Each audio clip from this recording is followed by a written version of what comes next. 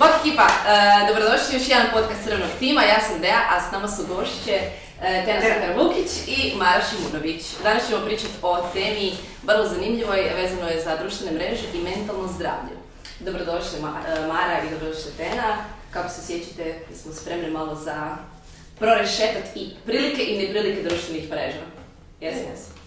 Daj mi recite kako je, da malo poznamo mlade ljude, kako je uopće krenula vaša priča sa društvenim mrežama? Evo, možeš Tena ti reći.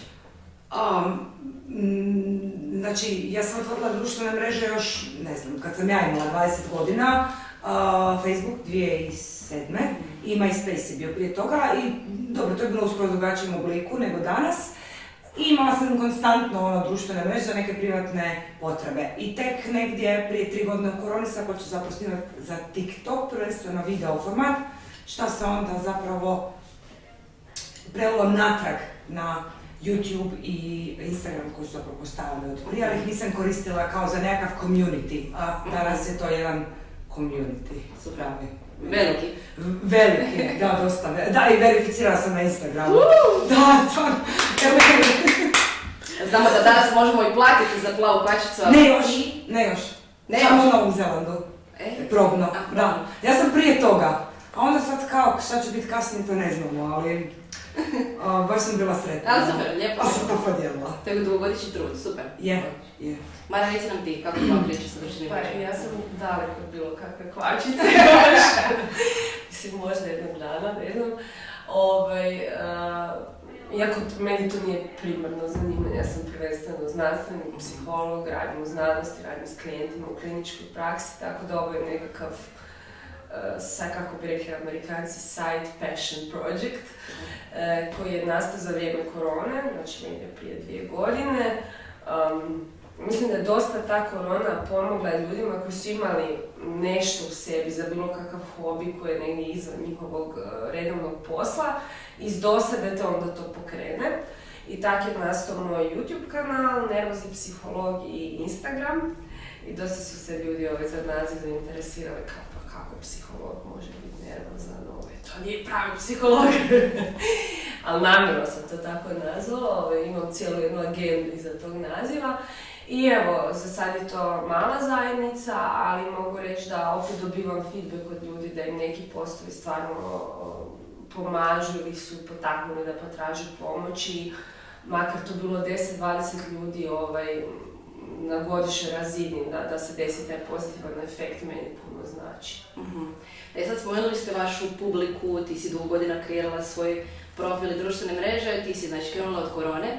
Što je potrebno da bi izgradili kvalitetan community, ali kvalitetnu bazu ljudi koje možemo i pomoći i koje možemo informirati, educirati i isto tako da taj sadržaj zapravo služi nečem korisnom?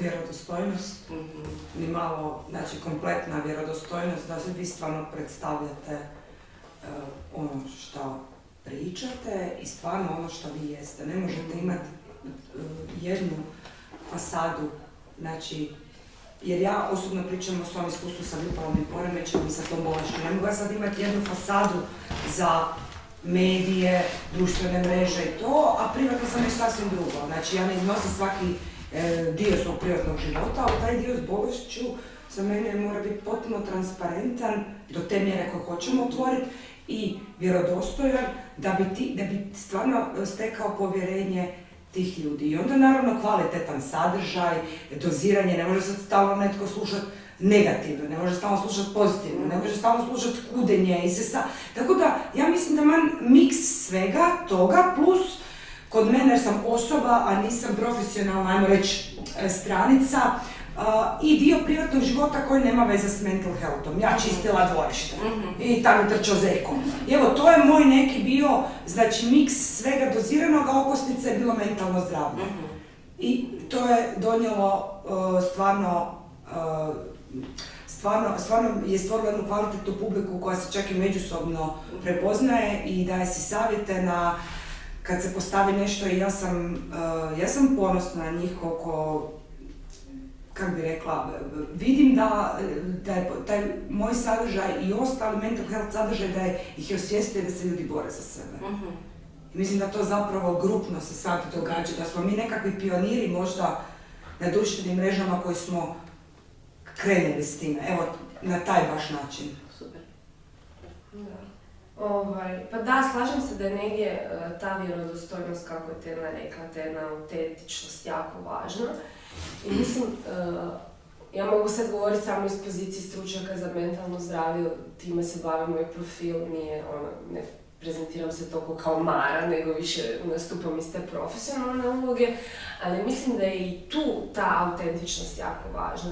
Znači sve se više u modernoj psihoterapiji govori o tome da su stručan, bilo to liječnik, psihijatar, psiholog, psihoterapeut i klijent, odnosno pacijent ravnopravni.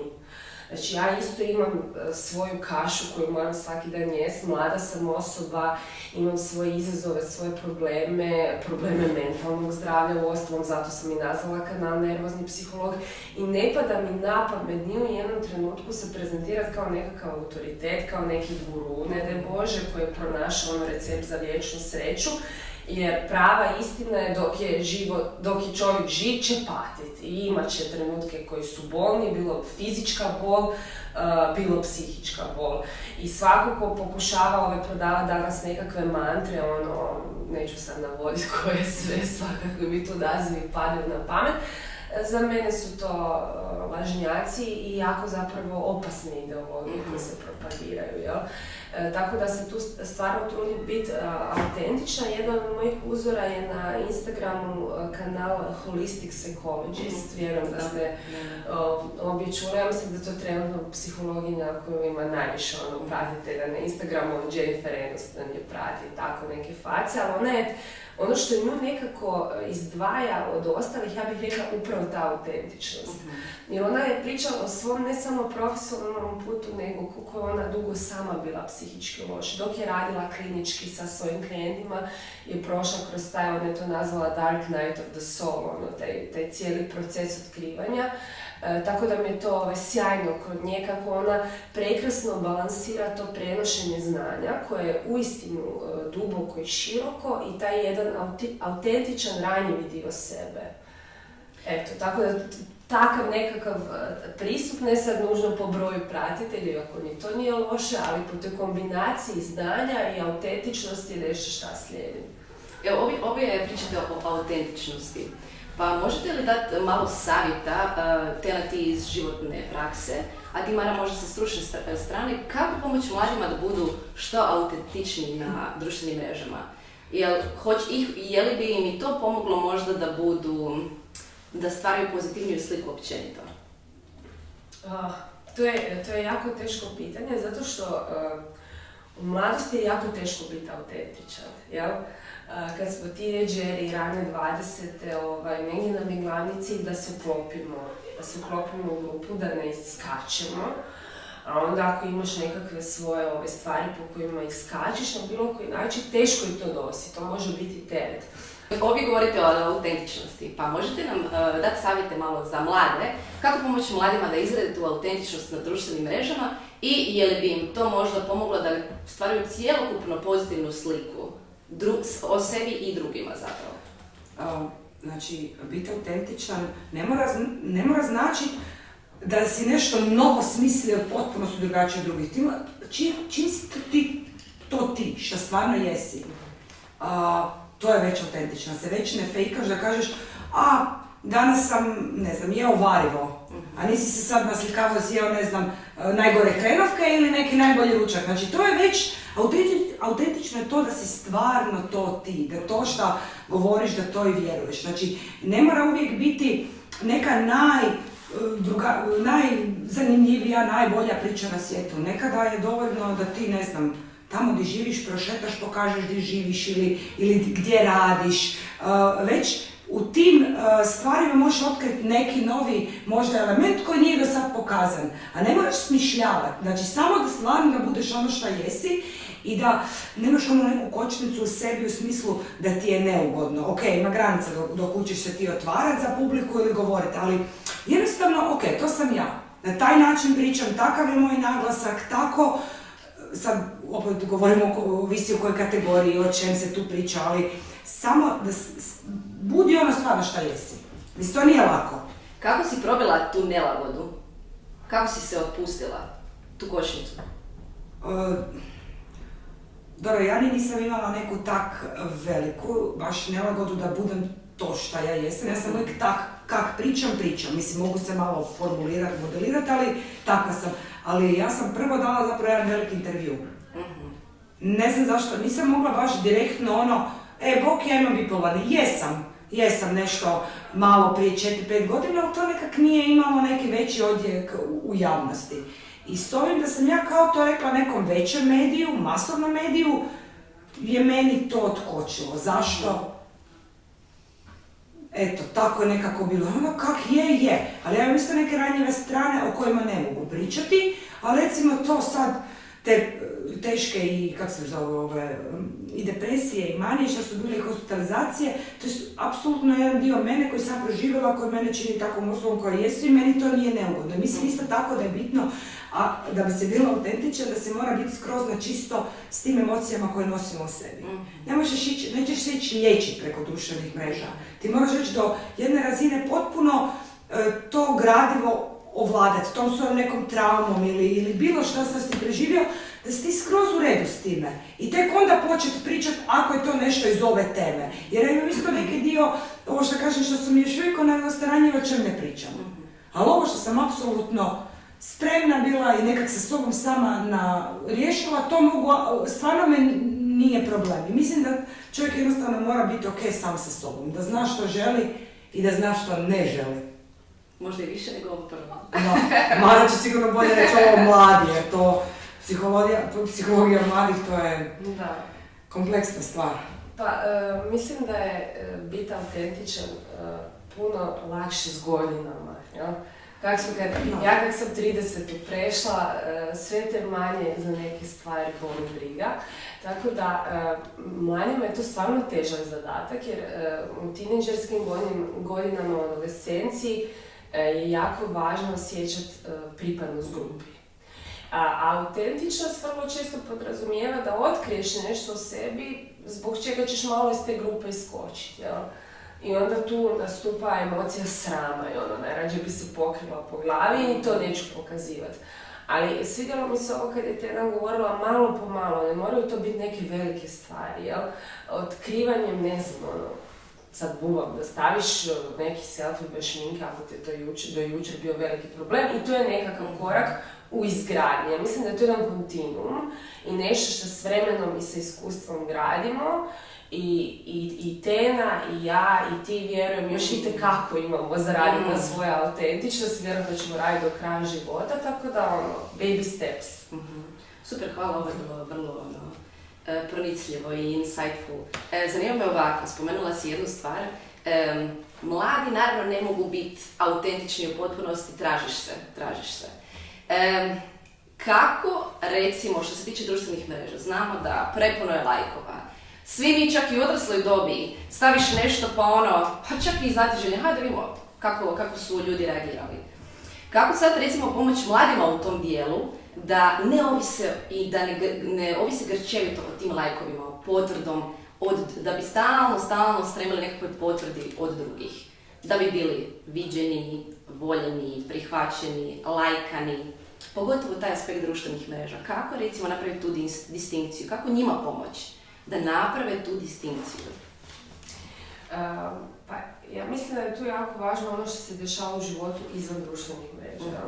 Ako je neko mlado biće generalno ima jako nisko samopoštovanje i samopouzdanje koje se hrani prvenstveno vanjskom validacijom, onda će se to vidjeti na društvenim mrežama. I onda su tu društvene mreže samo simptom. Možda malo i potpiruju uzrok, ali nisu onaj bazični uzrok zašto se to događa. Neko drugo mlado biće koje ima izgrađenu društvenu mrežu, dobre odnose sa svojim roditeljima, sa svojom braćom, sa svojim sestrama, u školi, hobije, stvari koje ga zanimaju.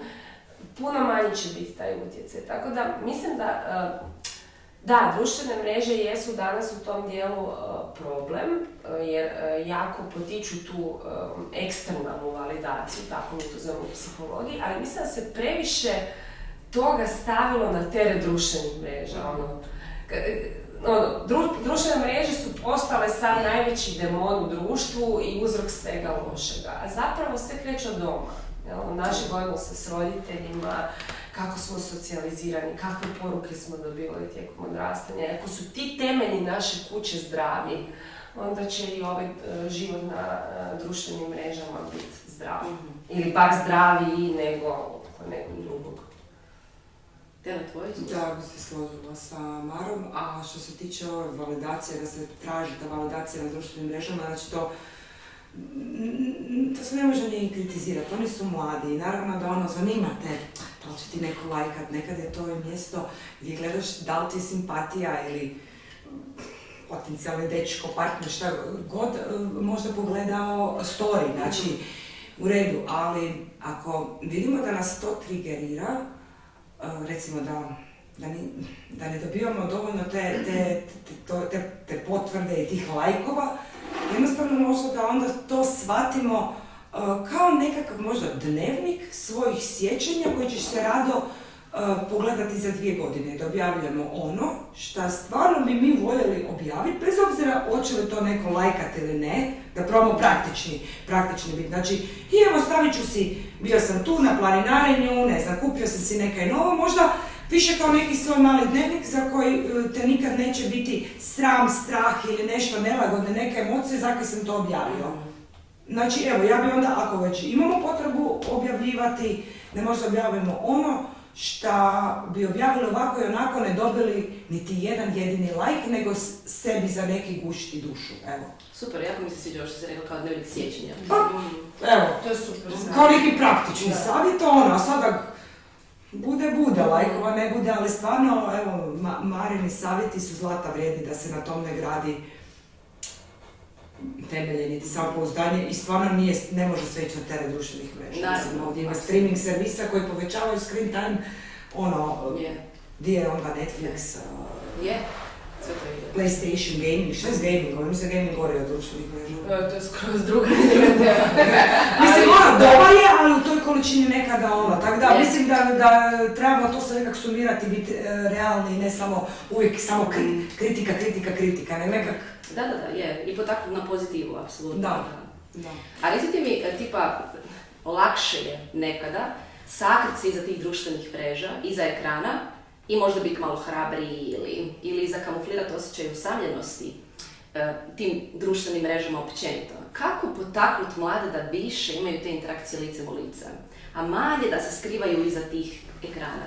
Jer zapravo onda, Mara ispravi me ako se varam, ali dolazimo do problema, socioemocionalnih problema. Problema uopće interakciji u konfrontaciji s osobama uživo. Kako taj problem nekako smanjiti možda? Ću ja pratiti.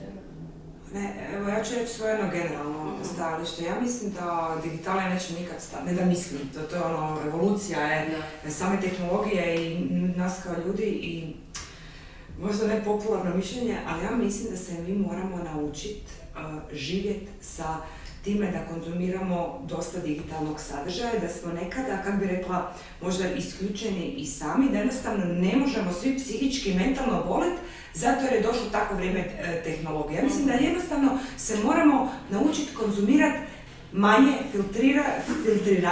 filtrirano i ne trigerirajući sadržaj, nego nekakav ugodan i to druženje, znači kad se dogodi uživo, a kad se ne dogodi da nema osjećaja krivnje. Znači ništa nije razorno i negativnog osjećaja krivnje. Tako da i mi odrasli ako vidimo da ta djeca su toliko pred tim ekranima, onda nekako mislim da je taj pristup stalno da mi njih poklapamo, to ne valja, da to isto nije dobro. Da je bolje onda ih učiti da filtriraju sadržaj i da evo ne znam, Mara će to još bolje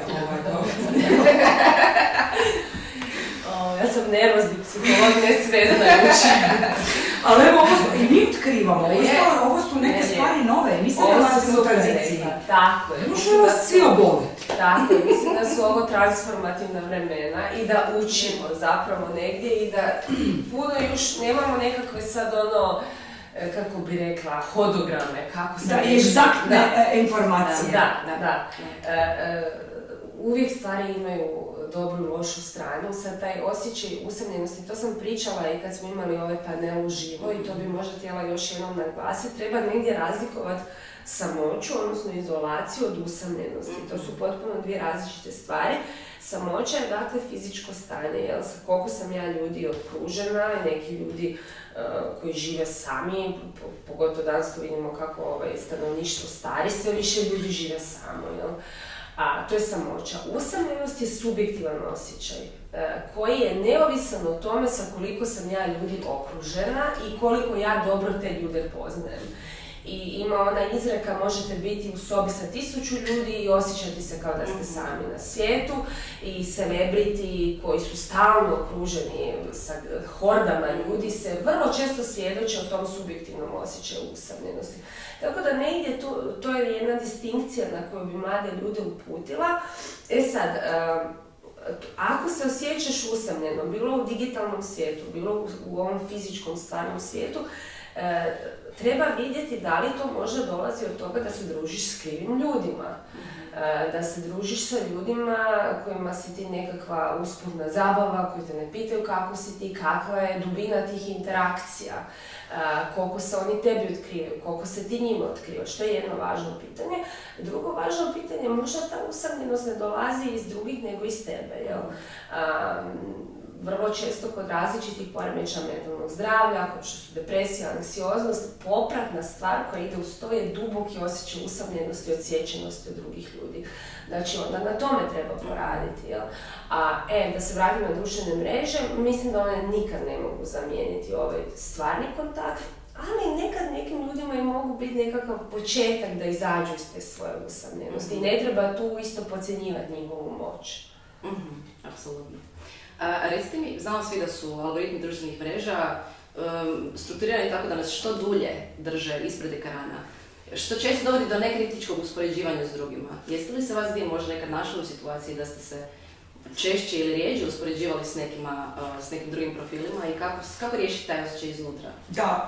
Da se ne lažemo, da, ali ne na temelju, recimo, mi se ovdje koncentriramo na mlade, pa će oni možda neki fizički izgled, uspješnost u smislu na fakultetu, u školi ocjene, platežna moć roditelja, šta si meni priuštio. Mislim da to isto dosta igra ulogu ili koliko nju prate, a mene ne, ali evo i meni se ovo sad uspoređujem, znači u tom poslovnom smislu, gledam, imamo, ne znam, slično pratitelja, a ona je dobila poslovnu suradnju sa tim i tim brendom, a ja nisam. I tekako se isto događa i svatko ko radi taj posao da ima, znači, baš poslovne suradnje na društvenim mrežama, sigurno će se nekada uhvatiti u trenutku da se iće uspoređivati ili ne, pa isto kao neko ko privatno potpuno koristi društvene mreže, će mu se dogoditi da se uspoređuje s nekim na temelju fizičkih osobina ili znači, jednostavno mislim da trebamo tražiti odgovor nama samima. Dobro, i sad neko, ona je uspješnija od mene, ili on ima i više suradnji, ili za mladog, evo, on ima više followera, on je popularni u društvu, i što sad? Znači, apsolutno ništa. Znači, kako ti riješiš to kad vidiš, ona je dobila više suradnje nego ja? Šta onda, koje su ti misle nakon toga? Kao, da li nešto krivo, recimo, znači, ja bi se pita, je li ja nešto krivo radim, šta je krivo kod mene? I onda, halo, Tena, pa ti si. I onda malo ideš unatrag, ti nisi sad imala toliko suradnji, pa ti si bila zeva, dominirala za večeraku u ružu. Išla si, sad si medijski si dobila više suradnje, one se ne pretaču odmah u novac. Znači, budi strpljiva, znači, neki je drugačiji trenutno put za tebe. Znači, isto kao, kad si ideš kačit za nešto, nekoga, bilo neku situaciju, a zašto se meni to ne događa? Ne da se uopće ti ljubomora tu osoba, ali se pitaš da li nešto krivo radim, Ne, nego nekad se stvari slažu drugačije i trebamo zapravo biti zahvalni s onim šta imamo, jer možda ista ta osoba se pita, a zašto ona na televiziji, a ja nisam, ili ta osoba koja kaže ja nemam tako puno pratitelja, a ova osoba koja ima kaže joj blago Marku, on ima 5, ima tako dobar odnos sa svojim roditeljima, nema problema, ne znam, s kilažom, I nismo uopće svjesni da smo zapravo sretni takvi kakvi jesmo i da se ne bi s nekim drugim nikada mijenjali kad bi čuli šta je točno u njegovim cipelama, nikada. Nek čak ćemo se rađe potruditi iz našeg najvećeg blata izaći van, srediti te stvari i dalje biti mi. I i svaki put mi se to dogodi da se ponovno toga prisjetim. I nema drugačije nego nekada kad se uspoređujemo da shvatimo da zapravo mi smo sretni takvi kakvi jesmo i da hoćemo biti. Pa šta ne? Mislim, evo. Pa ajde sa svoj malo onako stručne strane, recimo isto kako bi... Pa ovo mi je stvarno odlično što je Tena rekla, pogotovo kad je opisivala ovaj slijed, kad njoj dođu u misli kako sama sebi odgovoriti. Nešto što recimo kroz psihoterapiju učimo klijenta kako prakticira da ne uzimamo svoje misli kao činjenice, jer misli nisu činjenice, misli su misli, jel? Tako da to mi se baš svidjelo. Ono što bi možda sad tu još malo zaokružila, nadovezala se, mislim, socijalna usporedba je nešto što postoji od pamtivijeka, jel? To mala djeca već počnu raditi pa se uspoređuju ko je bolji u matematici, ko je bolji u gimnastici, jer na temelju toga učimo samima sebi. Naprimjer, ako ja sad, ne znam, u 4. razredu osnovne škole na jako teškom testu iz matematike jedino u razredu dobijem 5, a svi drugi dobiju 1 ili 2. To mi je bitna informacija, gledamo kao bi ja jednog dana na fer ili u neku matematičku gimnaziju. Dakle, kroz usporedba je alat od malih nogu na temelju kojeg ljudsko biće uči o tome kakav je on. I tako da nam je socijalna usporedba jako važna. Opet, ne želim da ovdje demoniziramo bilo kakve pojmove. Znači, ona ima neku svoju ulogu. Sad, problem s društvenim mrežama je što ona je jako površna. Ona je jako jednoslojna, jel?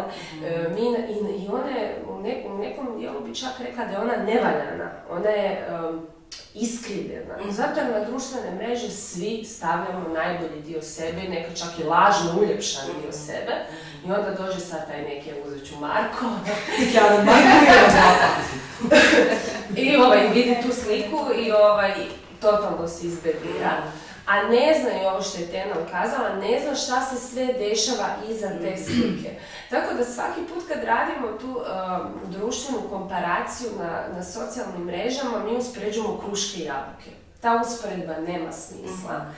I stvarno, mislim, pa imamo primjera da sad nas 3 sjednemo tu i počnemo nabrajati ljudi koji su bili ozbiljne face u svojim područjima, pa na kraju tijekom njihovog života se otkrilo da su imali problema s ovisnostima, užasne obiteljske odnose, depresije, svašta nešto.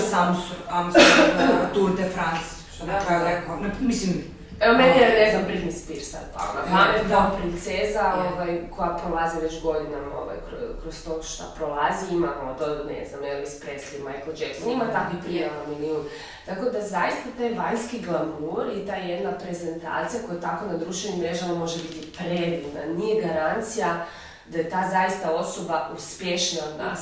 A tu se sad postavlja dodatno pitanje što je uopće životni uspjeh, jel? To je jedno filozofsko veliko pitanje. Je li to uistinu broj na računu, broj pratitelja, eksponiranost, popularnost ili je to uz to sve nešto drugo? I evo jedna dobra stvar koju aplikacije nose sa sobom, imate mnoštvo aplikacija za mindfulness.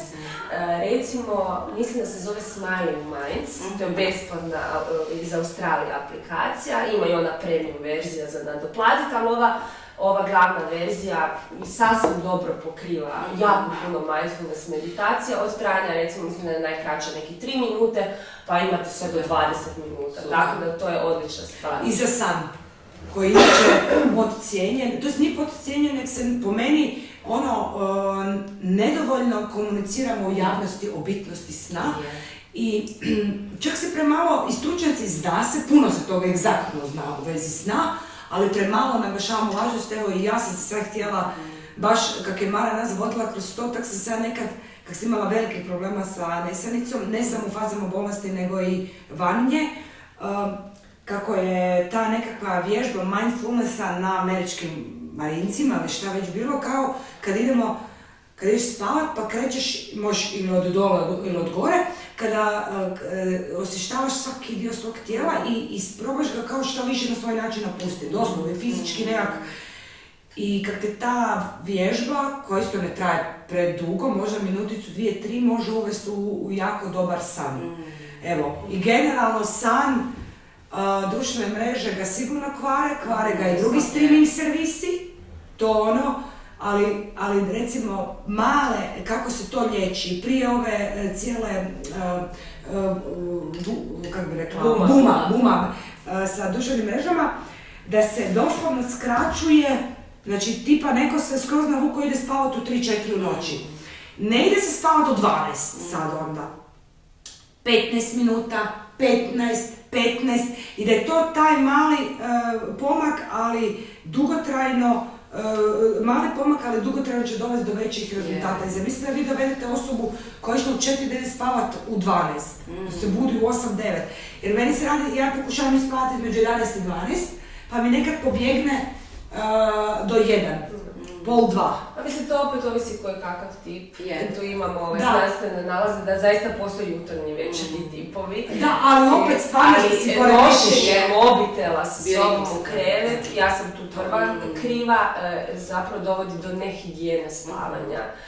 Tako da i tu su da ostaviti mobitel, punit van prostorije. Najbolje bi bilo u drugoj prostoriji zapravo. Da, to čak i psiholozi kažu. Ja sam što sam uspjela. Spavaća soba samo za dvije stvari. Tako je. To kaže. Jedna od te dvije nije gledali televiziju, isto. Nemamo to. To sam rekla odmah, neću imati televiziju u sobi. I možda ponijeti knjigu, ja sam kao jednu knjigu koja je loša. Čitanje je dobro. Jako je dobro. Evo baš čitam jednu knjigu kako se izliječiti od svoje obitelji sa transgeneracijskim traumama, možda bi tebi... Čula sam za tu knjigu. Odlična knjiga, neki su odmah istregerirani, ne mogu uopće čitati. A ja ju sad čitam i meni paše i samo me to uspava. Čitam već dugo, čitam 10. mjeseca. Koliko vrijednih savjeta u ovih minuta, Bože dragi.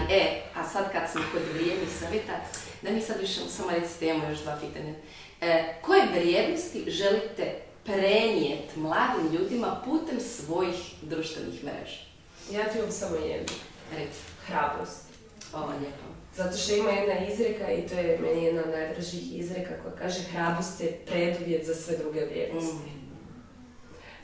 I vrlo često mladi ljudi mi kažu kao, ali ja tu nemam u mene strah. Onda pitam, pa dobro, znaš koja je definicija hrabrosti? Znači, hrabrost nije odsudstvo straha. Hrabrost je kad osjećam ogroman strah i svejedno radim to čega se bojim. Zato meni u Harry Potteru Gryffindor bio najdraži domjer, oni se diče tom hrabrosti. I onda ta hrabrost je preduvjet za terapijsku promjenu. Ja kad sa svojim anksioznim klijentima recimo radim na nekakvim njihovim triggerima anksioznosti, bilo to vožnja automobila, javni nastup, i uvijek kažem, obrnuta je logika, znači ne možeš čekati trenutak kad se nećeš više bojati pa onda ući u to, nego ne, ti strah pod rukom idete u to, znači, a to je preduvjet hrabrost. Onda iz toga ide kompetencija, vidiš, ja sam ovo uspio, čovječe, meni je strah bio na skali od 1,50, bio tamo 8,5, ja sam ovo uspio do kraja, nisam pobjegao. Iz toga dolazi kompetencija, iz toga dolazi osjećaj samopouzdanja. Znači prvo hrabrost, iz toga onda sve. Odlično. Znači ja bih htjela prenijeti osjećaj upornosti i hrabrosti da budu ono što jesu, da se ne same sebe, da budu uporni u stvarima koje su njima bitne, a to je da se bore za sebe i za svoje mentalno zdravlje. Evo to im ja želim prenijeti, da se jednostavno ne srame, jer kad ti priznaš sebi, ok, imam problem, možeš si priznati iznutra, ali kad još si dovoljno hrabar da pristupiš... Mogu samo tu da dopuniti, da se ne srame sebe i onda si u jednom trenutku na početku danas rekla koliko je tebi pomogao taj intervju. Ja pretpostavljam da si ti kad si ušla u taj prvi intervju imala si još srama. Nije taj sram bio straha, užasnog straha od reakcije. Ali kad si napravila ponašanje, akciju kad si napravila, to je maklo strah. Bila si hrabra. Bila sam dobra. Znači, i to je danas u modernoj psihoterapiji naglasak na behavioralnim, na ponašajnim promjenama. Jer nemamo mi u mozgu prekidače za strah, za sram, za anksiozu, sad malo to osjećam, sad ne. Ali mogu donijeti odluku, idem dati intervju, idem voziti auto sa tim strahom. Iz toga mi djelujemo na promjenu na emocionalnom nivou. To je jedan od najvećih dosega moderne psihoterapije da mi je dala taj uvid. Da kroz promjenu ponašanja mijenjamo emocije. Znači, kad dam scrollamo i već se osjećamo loše, kažem, ok, sad prestani, idi skuhat ručak, idi napraviti zadaću, ne znam, odi trčat, odi prošetat, odi do psa, bilo. Znači, taj mali, recimo, rez može donijeti puno na tom emotivnom nivou. Zato ćemo s ponašanjem prenijeti, znači da smo prekinuli Evo, meni je to samo da se ne srame sebe, da budu uporni, da stvarno nikad ne odustaju, to nije floskula, jer jednostavno nije poanta savršenost i život, ono što je rekao, to sam pročitao, mozak nije evoluirao da bi bio sretan. Nego da bi opstao, da bi preživio. I zato nije poanta uvijek samo osjećati sreću. Nekad je stvarno samo biti ok, evo, postojat, disat, biti ok, ispunjavati svoje nekakve uloge, želje sebi. Ali nije poanta uvijek biti u ekstremnim nekim emocijama sreće. Sreće je prolazno stanje koji svaka druga emocija. Znači, stvarno ja bih htjela prenijeti osjećaj te ispunjenosti, a to sve po meni baš se nadovezuje na jednu hrabrost i ne mora to biti lavovska hrabrost. To može biti ovak, halo doktorice opće medicine, to jest obiteljski liječnik, meni je loša, možete mi, molim vas, pomoć dati uputnicu za psihologa. Pa i sad, da se nadovežemo na ono što si malo prije rekla, sitni koraci, mali koraci, to se zove kao onaj compound effect. Svaki mali korak dugoročno te dovodi do velikih promjena, kojih nismo sad uopće svjesni u trenutku. Pa da, jer ti kad, na primjer, kreneš u teretanu, ne vidiš ti prvi dan kad digneš majicu pred ogledalom sad u pločicu, ali to ne znači da se nešto od utra da je događao ti mišićima, jel? Da. Isto i sa glavom. Da, i kad prvi put opereš kosu, ja sam se znala u depresiji stvarno ne tuširati, jako mi je bilo teško i to mi je baš bilo ono, a i dalje se nisam sramila. Pred sobom. Možda ne bi bilo nego da to neko, ali nisam, znala sam negdje duboko, ok, to je sad tak, ali proći će. Znači, taj osjećaj jedne vjere u sebe, da stvarno može biti najgora trauma, ali stvarno se može implementirati natrag i može se to nekako prebroditi i može se normalno živjeti i biti ok sam sa sobom. Znači, to je ono toliko najveće postignuće i naravno onda opet zapljeno, nekak pa nismo zadovoljni, pa se za gluposti hvatamo i samo... Ali opet nekako uvijek ćemo se vratiti na taj svoj kolosijek i ne se sramiti, a kad ti treba pomoć isto pitati, tražiti. Kako pomoći mladima s onima koji žele ući u svijet digitalnog sadržaja, digitalni kreatori biti? Kako im pomoći da zarađuju, a da opet budu društveno korisni, odgovorni? Znači, to je posao koji svaki drugi treba uložiti dosta vremena i truda i to nije ono nešto, ja se zato snimim 5 minuta i to je to. To nije to, stvarno treba imati nekakvu publiku i treba imati određenu okosnicu svog sadržaja da uopće znate kojim brendovima bi se vi voljeli javiti da ostvarite potencijalnu suradnju. I sada, ako već imate nekakvu svoju malu publiku, znači možete biti nano influencer, to je ovo ispod 10.000 pratitelja, ali imate ciljanu publiku i vi sada, ne znam, pričate o kozmetici, vi se možete javiti direktno brendu kojeg stvarno kupujete na način da mu pišete u inbox njegovog Instagrama ili TikToka ili na mail. I taj mail vi morate dobro komunikacijski složiti da kažete ja sam poštovan, ja sam taj, bavim se tim i tim, imam toliko i toliko followersa, ja sam mikroinfluencer, ali sa svojom publikom imam dobar odnos i volio bi s vama ostvariti suradnju jer vaše proizvode stvarno volim i koristim i inače i volim taj proizvod. Ako bi mi vi poslali PR paket, ja bi vama za uzvrat dao jednu objavu koja bi bila dosega ljudi toliko i toliko, 4 storija i za vašu vrijednost, ako bi vi meni poslali, sad dorastiti malo tu i tu vrijednost, ja bi isto vama dao u toj vrijednosti, naglasio bi šta volim, šta ne volim i vi sad s jednim mailom se možda ništa neće dogoditi, niste postigli ništa. Vi morate barem se na 20 adresa javiti da bi vam jedna uspjela. I to vam je tako. Zakon velikih brojeva. Da, i to ne osjećati kao odbijanje osobno, nego doslovno jednu komunikacijsko-poduzetničku vježbu. I onda ako vam to krene, ako vam se to svidi, vidjet ćete koliko je to puno posla da bi se uopće prvi poslovi naplatili. Počet su to nekakve kompenzacije, onda na kraju to vodi svom nekom malom obrtu, DO-u, da. I onda opet mora znati da DO košta 2.500 eura godišnje bez da svi što zaradio, to moraš samo caltati državi plus porez. Tako da, to je baš legitimni pravi posao, full day, u kojem nema puno baš glamura i to kaj vi vidimo, kao nešto. Ali ako volite tu komunikaciju i snimanje i svoju publiku, može biti stvarno super. I stvarno probajte, ako ništa drugo naučit ćete dobro komunicirati u biznis sektoru, kao s biznis sektorom. Budite hrabri. Za kraj, Mara i Tena, jedna poruka mladima s čim želite da odu od toga. Pa ti si sad ukrala moju poruku.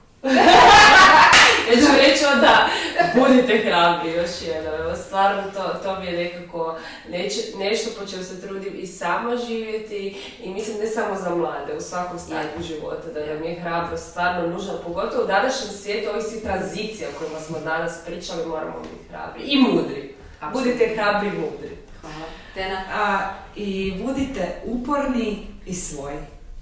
Odlično. Maru možete naći na društvenim mrežama pod Nervozni psiholog, jel tako? Tako je. A Tenu našu, Tena Sakar-Vukić. No, pod TNA smo negledni crticama. I to je to. Zapratite, vidite koliko korisnih i super brutalnih savjeta smo danas dobili. A nas pratite Centar za mlade, Crveni podcast. Vidimo se u idućem podcastu. Bog!